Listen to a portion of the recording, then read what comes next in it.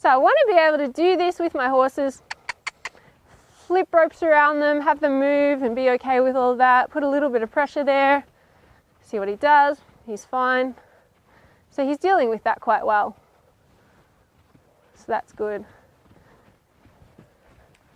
I've been bringing Playboy's energy up a little bit. I was very low energy with him the first few days, just wanting to keep him comfortable and near me and not frighten him off too much. But I've been asking him to get a little bit more active and animated, and so he's a little bit more willing to trot.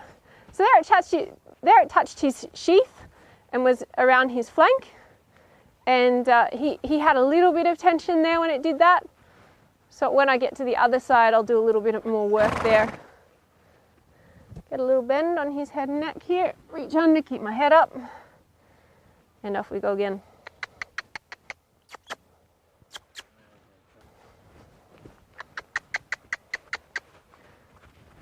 So I'm just going to let that touch under his belly. Pretty sensitive area. Up there under the flank. That really soft area under the belly between the hind legs. So he's doing really well. He's licking there. He's keeping his ear on me. He's keeping his ear on the rope. And he's moving around, so I'll let that flick over his butt, over his rump, and down. Good. I like that he stopped there when it got around his legs. That's very sensible, Playboy. Very sensible.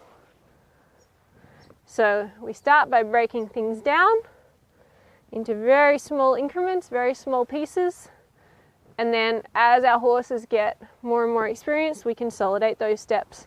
When I first saddle, I want that horse to have space to move away from me if they feel they need to move their feet. If I'm up against the fence and they feel overwhelmed by the saddle and they're against the fence, they're more likely to come over the top of me.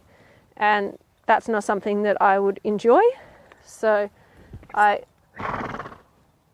that feel better?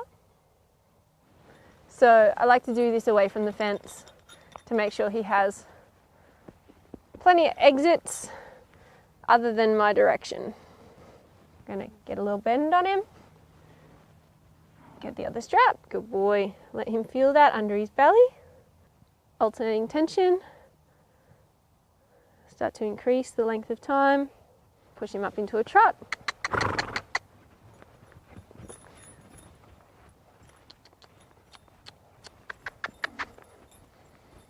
So Playboy's doing great there.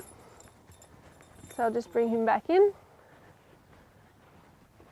Just want him to start to follow that feel with his nose and then take his feet with him as well.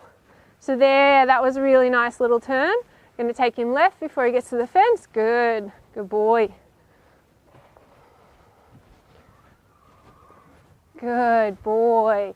So that was a nice smooth little turn there. That was really lovely.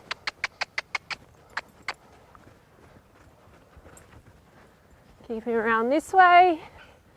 This is his least favourite way, his least favourite eye to look at me from. He much prefers to have me on his left side.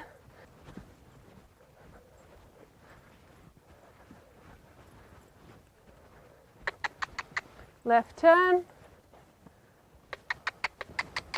A little bit of pressure with that outside rein. As Playboy advances to working under saddle, I'll be using my legs in conjunction with my reins. At this point, he's just learning this stuff, learning how to turn here. So right turn, good job, a little bit of left rein. He's not had a whole lot of backward pressure on that nose, but there he's stepping back nicely. I worked on his back up a little bit in the halter today when I caught him, and he's coming off that pretty well. Good boy. So get a little bit of bend on him. Good boy.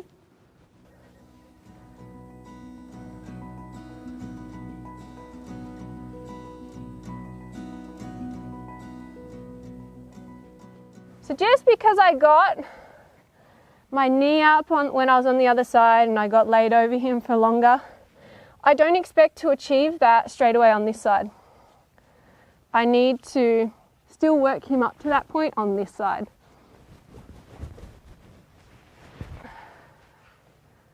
Keep his head bent around.